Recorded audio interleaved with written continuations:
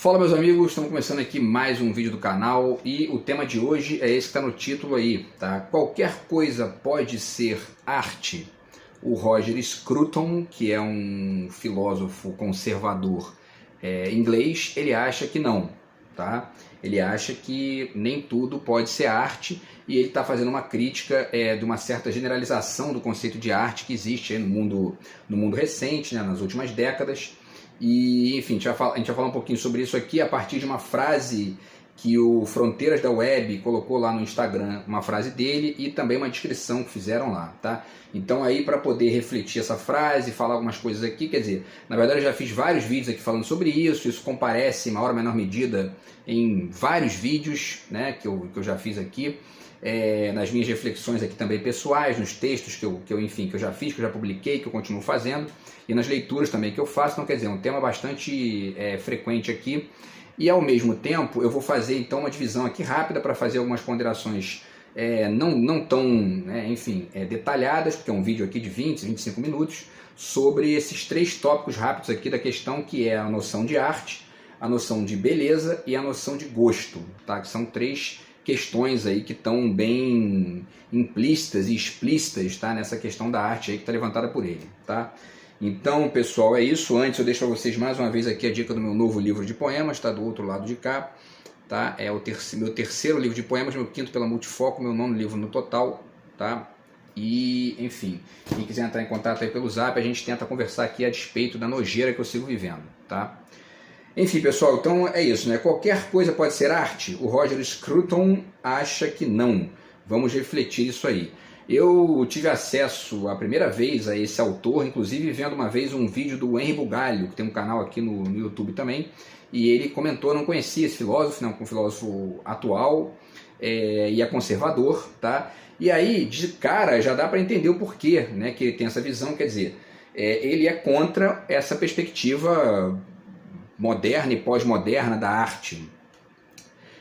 Agora, a perspectiva dele provavelmente é mais conservadora, aliás, provavelmente não, com certeza porque eu fui pesquisar um vídeo dele aqui, tá, com uma citação dele sobre a noção de beleza, e é nítido que a visão dele é muito conservadora, e vamos tentar refletir aqui não só. Agora, quer dizer, né, vai dizer o seguinte, ainda que ele seja conservador, essa crítica que ele está fazendo tem algum sentido.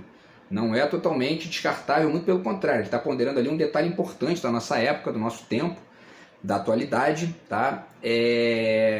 Agora, a saída para isso, né, o deslocamento para isso, tem que ser um retorno a perspectivas antigas? Essa é uma questão também que a gente tem que pensar, tá? Um retorno no sentido de substituir uma lógica que é atual por um retorno radical às lógicas antigas, né? Me parece que não. Vamos tentar também refletir isso aí no vídeo de hoje, tá? Então vamos lá, pessoal. A frase dele, o trecho é o seguinte, tá? Se qualquer coisa pode ser considerada arte, então a arte deixa de ter relevância, né? Quer dizer, que qualquer coisa é arte, tudo é arte, portanto, nada é arte, né? E tem algumas linhas de discussão e tudo mais que defendem isso, defendem uma espécie de generalização do sentido da palavra arte ligada a fazer, por exemplo, né? E aí isso fica, quer dizer, qualquer coisa, porque a gente vai no vaso fazer, né, cocô, a gente está fazendo, né, alguma coisa, então quer dizer, acaba ficando uma coisa meio... E na verdade na história da arte, o cocô já, de certa forma, já virou aí também obra de arte em algumas experiências aí que aconteceram. Agora, evidentemente que de certa forma algo deslocado desse sentido do cotidiano. E isso já é uma distinção que a gente pode fazer aqui, né? Quer dizer, a arte como algo diferente do cotidiano, da rotina do cotidiano, tá? Mas tem mais coisa, vamos ver aqui, ó. A postagem aqui da Fronteira da Web define aqui, né, resume o Roger Scruton e a visão dele da seguinte forma. Roger Scruton, filósofo britânico, argumenta que se tudo pode ser considerado arte, a própria arte perde sua relevância, né? O pensador destaca a importância de critérios e padrões na definição da arte, sugerindo que uma abordagem mais restrita, que considere habilidade e significado, é crucial para preservar a autenticidade e a importância cultural da arte, tá? Então, quer dizer, ele fala da questão da habilidade e do significado. Mas eu acho que existem até coisas muito mais amplas que isso, né? Porque a própria habilidade, ela muitas vezes não gera significado, né? Quer dizer, o sujeito tem uma habilidade ali de contorno, por exemplo, e ele repete, ipsis literis, stricto sensu, um quadro, copia um quadro, né? Exatamente igual ao que estava lá antes. Quer dizer, não gerou nenhum tipo de significado no sentido amplo da palavra, mas ele tem uma habilidade. Então, quer dizer, isso, né, será que isso é arte? É uma questão para se discutir aí, tá? Enfim, e aí eu acho interessante a gente pensar aqui em alguns detalhes dessa questão, tá? Separei alguns tópicos aqui para falar com vocês, tá? Porque eu acho um tema bem legal, um tema que, pô, né, eu leio sobre isso já há décadas e isso é muito interessante, tá? Para a gente discutir o sentido do que é arte e o que não é, porque realmente, como eu falei no início, ele tem uma certa razão. A gente está vivendo uma certa época em que, né, enfim, a palavra arte está generalizada, né, está meio que até banalizada. E aí muita gente que, né, o sujeito, por exemplo, o sujeito vira um cantor, pronto, ele é artista, né? Quer dizer, então aí, em termos do significado da palavra arte, é a mesma coisa, enfim, o fulaninho lá que faz um cover, que repete as músicas, ou que canta uma música ali de gosto duvidoso e tudo mais, duvidoso no sentido, né, da história da arte, etc. e tal. Se você comparar com, enfim, uma figura como Chico Buarque, Caetano Veloso, Gilberto Gil, ou até mesmo música clássica, enfim, né, existe uma distinção ali radical de qualidade, etc. e tal. E aí, uma reflexão mais ampla sobre essas palavras, essas três palavrinhas, né, arte, beleza e gosto, podem ajudar, né, uma reflexão sobre essas três palavras pode ajudar a minimizar um pouquinho essa confusão, né? Vamos tentar fazer isso aqui então. A arte tradicional, ela funcionava muito a partir do suporte e a partir, enfim, né, variando aí de época para época, de lugar para lugar e tudo mais, mas você tinha ali basicamente um sentido que era mais ou menos um sentido de pedagogia até. É o caso, por exemplo, do teatro na Grécia, que, enfim, né, as pessoas iam para lá para poder meio que ser quase que catequizadas de que o destino é algo inexorável, que não dá para fugir disso, etc. e tal. É claro que essas coisas nunca, né, enfim, nunca chegam da mesma forma na cabeça de todo mundo, né? Mas existia uma certa tendência, e mais do que isso, no sentido tradicional do termo, a arte estava ligada a esses suportes tradicionais. Então tinha lá pintura, música, literatura, enfim, arquitetura, escultura e tal, e depois chegou no final do século XIX ali, né, virada para o século XX, o cinema, né, surgiu, tá, como a sétima arte, né, que se chama, tá? E aí, só que nesse meio tempo, tá, pessoal, isso foi, enfim, ganhando, enfim, discussões mil na filosofia também, tá? E é interessante pensar, por exemplo, numa questão levantada por todo mundo que estuda o romantismo alemão, né? Tá aqui o livro do Pedro Duarte, Estio do Tempo, né? No qual ele reflete aí a forma como a modernidade importou várias ideias do romantismo alemão e como, inversamente ali, o romantismo alemão meio que prefaciou, né, uma série de coisas que aconteceriam depois na modernidade, tá? Uma dessas características que ele aponta aqui é justamente um certo enlace entre a filosofia e a arte. Tá? Tem até aqui o casamento, né, da filosofia com a arte e tal, o amor entre arte e filosofia, que é o capítulo 10 aqui. E é um pouco isso, né? Está aqui mais uma vez o livro dele, Estio do Tempo. Tá? Quer dizer, o que eu quero dizer com isso? Tá? A arte, a partir do romantismo, e aí especialmente, né, quando ela desemboca na modernidade, ela começa a perder essa lógica, né, de representação, mera representação da realidade. Isso também já tinha ali certos movimentos ou certas figuras isoladas que tentavam fazer essas coisas, né, muito em nível de esboço e tudo mais, e sem maiores ecos, né? Mas isso começa de fato a ganhar, né, um contorno, ou melhor, né, uma incidência simbólica mais radical na sociedade, especialmente na Europa, no final do século XIX, depois de meados do século XIX, ali, especialmente quando surge o impressionismo. E aí você começa a ter, na verdade, uma modificação da forma de agir da arte, que deixa de ser conectada só com o suporte e passa a tentar se deslocar disso e ao mesmo tempo não só fazer crítica, né, daquilo que está ali. Ele mesmo diz isso, né, o Roger Scruton. Um trecho até que ele fala sobre a beleza aqui. Então, essa crítica, e aí no limite disso, essa crítica atinge inclusive a crítica do próprio suporte. E aí a arte começa a vazar para a sociedade, começa a ficar realmente, enfim, múltiplo, começa a ganhar, inclusive as ruas, começa a ganhar manifestações intertextuais entre suportes e tal. Tá? Então, quer dizer... e aí, pessoal, então é o seguinte, né? A arte moderna dá para resumir aqui nesse bem esboço, tá? Como crítica e superação de fronteiras. Então, crítica no conteúdo e crítica na forma também, tá? E aí isso vai vazando, né? Agora eu vou ler para vocês aqui a ideia dele, do Roger Scruton, sobre beleza, que aí a gente vai tentar aqui refletir isso, tá? Porque isso é importante, inclusive para pensar no impressionismo ali, no papel do impressionismo, tá? E tudo mais. Então ele diz aqui, o conceito de beleza para ele, né? Por que a beleza importa? Ele diz, em qualquer tempo entre 1750 e 1930, e aí é mais ou menos ali, né, o romantismo alemão até a modernidade, tá? Até as vanguardas, né? Se pedisse a qualquer pessoa educada para descrever o objetivo da poesia, da arte, da música, eles teriam respondido, a beleza. Quer dizer, para que serve a arte? Para produzir beleza, né? E se você perguntasse o motivo disto, aprenderia que a beleza é um valor tão importante quanto a verdade e a bondade. Então, no século XX, a beleza deixou de ser importante. Essa frase dele aqui, para mim, já é assim, absurda, né? E especialmente vindo de um filósofo, né? Porque ele afirmar que a beleza deixou de ser importante, ele está ignorando que, na verdade, o que deixou de ser importante foi um certo estatuto da beleza, ou da ideia de beleza, um certo sentido conectado com a ideia de beleza que, antes do impressionismo, por exemplo, tinha uma ligação muito forte com o contorno, na pintura, por exemplo, né?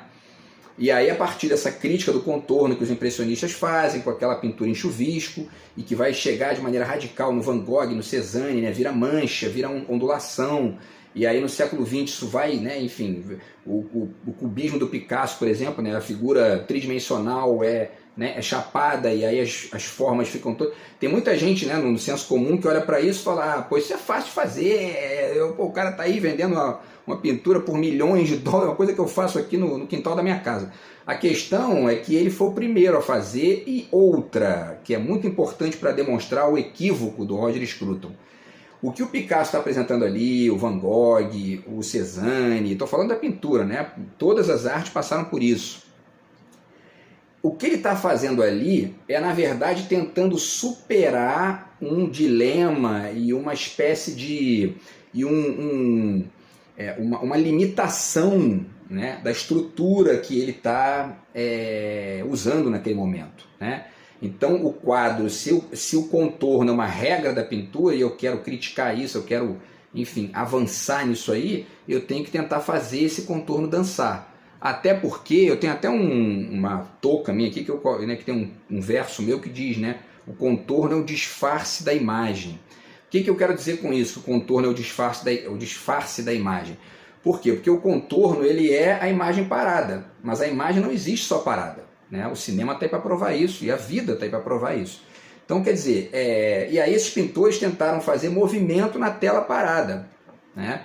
Isso era uma espécie de... Enfim, e aí tem um outro detalhe importante, que aí tem conexão com o que o Pedro Duarte diz ali, né? Esse exercício de deslocar o contorno do seu repouso e da sua frequência histórica é um exercício filosófico, de inteligência, né? De demonstração ali de que é preciso inovar, é preciso avançar para outras esferas, né? Então isso aí o nobre Roger Scruton ignora isso aqui, quando ele diz que a beleza deixou de ser importante. O que aconteceu foi que ele modificou o estatuto da beleza, né? E dá para fazer aqui mais 500 mil comentários sobre isso, mas eu vou passar para outro ponto aqui para a gente continuar, tá? E aí ele continua, né? A arte gradativamente se focou em perturbar e quebrar tabus morais. né? E aí não é só isso, a arte, quer dizer, a arte incorporou a filosofia enquanto exercício crítico, né? Mas não é só isso, a arte também passou a ser um exercício de complexificação, extensão de raciocínio, né? Inclusive para poder fazer ali diálogo com o que estava sendo, enfim, descoberto na época, né? Já cito para vocês aqui também né, um trecho do Marcelo Gleiser, está aqui meu xará, né, o cientista brasileiro, está aqui o Retalhos Cósmicos, tem um texto aqui no final que eu gosto muito, que chama-se A Importância do Imperfeito, né, que está aqui na página 189. E aí ele fala sobre o conceito de perfeição, simetria, que é justamente isso aqui, né, a beleza como algo ali meio que, né, enfim, dado e, sabe, muito pacífico, né? E aí ele diz aqui, ó, segundo nossas teorias atuais, a geração de estruturas complexas a partir de componentes simples é um processo que depende fundamentalmente de alguma imperfeição. A imperfeição é fundamental, né? Na física moderna, o imperfeito ocupa um lugar de honra, né? De fato, se a natureza fosse perfeita, o universo seria um lugar extremamente sem graça. Enfim, né? E essas conexões aí são muito pontuais, né? A gente está sempre ali. O que é simetria? Depende do ângulo, do ponto de vista. Discuti aqui outro dia a questão do arco-íris, né? Que, né, teve gente ali que falou que o arco-íris correto é o visto de cima, e aí né, aquele visto de frente não é correto, quer dizer, né, é uma discussão que é muito mais ampla que isso. Enfim, pessoal, aí para finalizar ele diz, não era beleza, né? Mas originalidade atingida por qualquer meio, em qualquer custo moral que ganhava os prêmios, né? Isso aí a partir da modernidade ali, né? Não somente a arte fez um culto à feiura, também acho isso aqui um equívoco, né? Como a arquitetura se tornou desalmada e estéril. E não foi somente o nosso entorno físico que se tornou feio. Nossa linguagem, música e maneiras estão ficando cada vez mais rudes, autocentradas e ofensivas, como se a beleza e o bom gosto não tivessem lugar em nossas vidas. Uma palavra é escrita em letras garrafais em todas essas coisas feias, e a palavra é egoísmo. Meus lucros, meus desejos, meus prazeres. E a arte não tem o que dizer em resposta, apenas sim, faça isso, né? Penso que estamos perdendo a beleza e existe o perigo de que com isso percamos o sentido da vida. E aí me parece mais um equívoco, né? Por quê? Porque aí vamos para a discussão aqui do que é arte exatamente, do que é gosto, né? Porque isso é muito importante. Na verdade, me parece, tá? Eu tenho aqui algumas referências para... Sim, antes de entrar nessa, né, de finalizar aqui com essas duas discussões, da questão do gosto e da questão da arte, né, do conceito de arte, já falei de beleza, né? Vale ponderar também aqui que esse trabalho do Nietzsche é muito interessante, tá? Esse aqui que é o caso Wagner, né? Que o Nietzsche descasca aqui o Wagner, que era um dos maiores, né, compositores ali do século XIX, foi um cara que fez um deslocamento da música clássica para a música atonal, ali é uma espécie de... Né, ele é uma ponte ali entre esses dois eventos históricos, e o Nietzsche critica ele de toda, assim, descasca, xinga ele mesmo, assim, sabe? E aí fala que a música a música do Wagner é uma ausência de estilo, porque ele estava ali meio que misturando o teatro com a composição e tal, e também fazendo tentativas ali de deslocar a sequência, né, que é melódica da música tonal. Também é um tema aqui muito complexo, que vale um curso inteiro, mas enfim, tá? Para resumir, tem uma frasezinha dele aqui, na página 86, que vale a pena citar, quer ver? Ele diz aqui, criticando a música do Wagner, né? A melodia infinita quer justamente romper toda a regularidade de tempo e de intensidade, permite-se até às vezes transformá-la em ridículo, né? Funda sua riqueza de invenção precisamente naquilo que para um ouvido antigo é heresia e blasfêmia rítmicas. E aí ele finaliza, né? O caos em vez do ritmo. Quer dizer, ele mesmo dá a resposta aqui, um ouvido antigo, né? Essa é uma questão importante. O Wagner estava tentando inovar ali, né? E há críticas aí e tal, enfim, a isso, mas o fato é que a arte estava nesse encaminhamento naquele momento, tá? Então, quer dizer, agora vamos passar aqui para a reflexão então da questão do gosto e da questão do conceito de arte mesmo, né? Porque me parece que o grande problema talvez esteja aí, né? Quer dizer, numa espécie de mistureba aí entre a noção de gosto e a noção de arte, quer dizer, né? Na medida em que você generaliza a coisa, e você coloca o espectador também participando da composição da coisa em todas as artes, acaba ficando aquilo, ó, o cara gostou de uma coisa, é arte, né? A questão é que a noção de gosto, ela quase que... quer dizer, ela não tem necessariamente um vínculo com a história daquele suporte, ou com a discussão que muitas vezes está em jogo ali, né? Muitas vezes um artista está fazendo ali uma citação e está fazendo um comentário crítico, né? Dentro da própria composição há uma discussão longa ali na história, e a pessoa não conhece aquilo, mas gosta por um outro motivo que o autor nem tinha intenção ali de trabalhar. Por quê? Porque o gosto, ele é incontrolável, ele não tem condição, o gosto não tem como você definir conceito para gosto, né? Você pode discutir ali se a pessoa gosta de algo que você acha bom, que você não acha, beleza, tranquilo. E agora, quando você começa a definir esses critérios, que é isso que ele está dizendo aqui, você já superou a discussão do gosto. Não tem mais a ver com a questão do gosto, né? Tem a ver com outros critérios, que são critérios de percepção, critérios de entendimento, de conexões de ideias entre uma obra e a história, entre uma obra e a obra anterior, né? A discussão de um campo, a interseção entre dois campos e uma série de outras coisas que o gosto por si só não necessariamente precisa aprender, né? Então, quer dizer, talvez o interessante seja fazer uma distinção entre gosto e arte, né? O cara gosta de uma coisa ali, bacana, maravilha e tal. E outra, isso também não elimina a liberdade de produção, né? Que também é uma certa tendência desse pensamento conservador, né? Que aí você começa a querer tolir quem está fora dos teus critérios, né? E isso é um problema também, porque eu já falei isso aqui em relação à literatura, comentando inclusive esses romances que eu acho toscos aí, que são publicados em e-book e tal. Fica aí uma tendência, né, de 500 mil pessoas publicando a mesma coisa. Agora, eu acho que é melhor pecar por excesso do que pecar por falta nesse particular. Ou seja, todo mundo publicando, né? E aí a distinção vai ser feita pelo debate mais amplo e, enfim, por quem tem mais conhecimento, quem estuda mais, quem estuda menos. Essa é a grande questão. Então, talvez o interessante seja criar uma distinção razoável aí, ainda que isso também esteja em aberto aqui, porque eu não pensei essa questão de maneira longa aqui, mas o fato é que talvez a distinção esteja aí, entre gosto e arte, né? Não necessariamente o que eu gosto é arte. Até porque, inclusive, eu gosto de umas músicas aqui que eu prefiro nem traduzir a letra, porque, né, entendeu? Porque eu gosto mesmo do som, né, do ritmo, do rock e tal. Então eu prefiro não traduzir a letra porque, de repente, se eu traduzir a letra, eu vou começar a não gostar mais. Então, assim, é isso, né? O gosto, ele não está muito conectado necessariamente com... né, você pode, inclusive, gostar de coisas porque tem uma inteligência, porque tem conexão com o debate, mas não precisa ser obrigatoriamente tudo isso, né? Tá? Então isso também tem a ver com a questão do gosto aí, que é uma discussão interessante, né? E aí, pessoal, então cito inclusive aqui, tá, o Kant, né? O Benedito Nunes fala disso aqui, tá? Ainda em relação a essa questão do gosto, né? Ele cita aqui a crítica do juízo do Kant.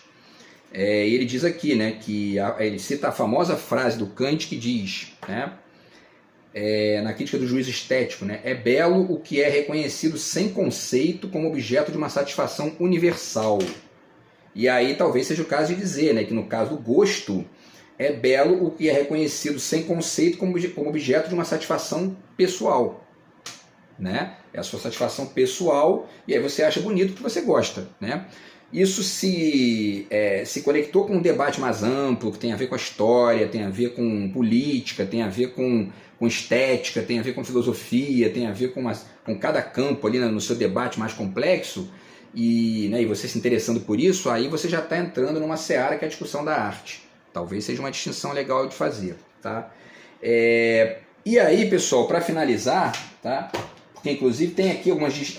A gente passa para o último ponto aqui da reflexão de hoje, que é justamente estabelecer uma distinção, né? Porque, então, se ele, por um lado, está correto em dizer que se qualquer coisa pode ser considerada arte, então a arte deixa de ter relevância, e eu também acho isso, concordo com ele, ainda que eu não ache, como ele, que a gente tem que voltar para critérios antigos, né? Mas a gente tem que estabelecer algum critério, um critério, né, atual.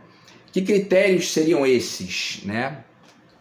Um dos critérios talvez seja o de distinguir gosto de arte, Talvez seja aí uma boa forma de ampliar essa discussão aí, né? Mas existem outros critérios, né? Por exemplo, o Ferreira Goulart tem aquela frase famosa, está aqui, né, o livro dele, sobre arte, sobre poesia, que a arte existe porque a vida não basta, né? Então uma das distinções possíveis aí também é com o cotidiano, né? Eu fiz aqui uma lista aqui de umas 3 ou 4 distinções, né? Então, por exemplo, né, o senso comum, né, o cotidiano, a rotina do cotidiano, isso, né, enfim, você busca arte, você faz arte, ou você, enfim, consome arte, ou você busca ali, né, ler ou ver um filme, etc e tal, muitas vezes para poder sair daquela repetição, né, banal e sistemática do cotidiano, né?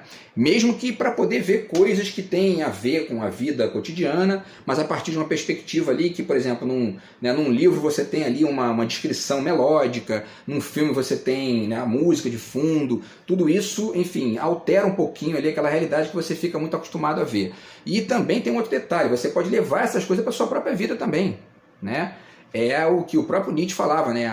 Enfim, a vida como obra de arte, né? Isso é muito legal também para a gente não virar robô, para a gente não ficar aí, né? Porque um dos aspectos da vida que é transformada em rotina sistemática é que acaba ficando uma coisa estúpida, burra, né? Uma coisa meio pobre de complexidade, e a vida, enfim, a arte está aí para poder acrescentar para a gente também, né?